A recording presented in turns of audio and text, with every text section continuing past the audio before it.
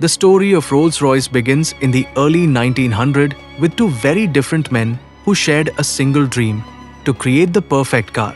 Henry Royce was a hard-working, self-taught mechanic from a poor family who obsessed over every tiny engineering detail. Charles Rolls, on the other hand, was a wealthy, thrill-seeking aristocrat who sold cars in London and loved racing. Back then, most early cars were incredibly loud, shaky, and broke down constantly.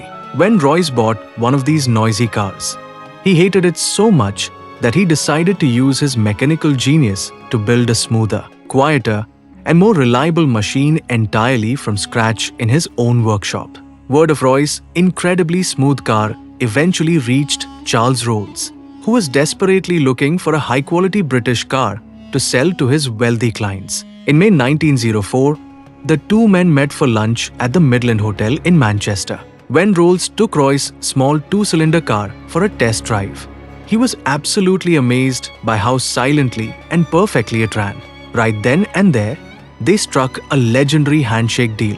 Royce would build the cars with his unmatched engineering skills, and Rolls would sell them using his high society connections. They decided to put both their names on the radiator, officially creating the brand Rolls-Royce. Together, they quickly changed the automotive world forever. In 1907, they built their masterpiece, the Silver Ghost.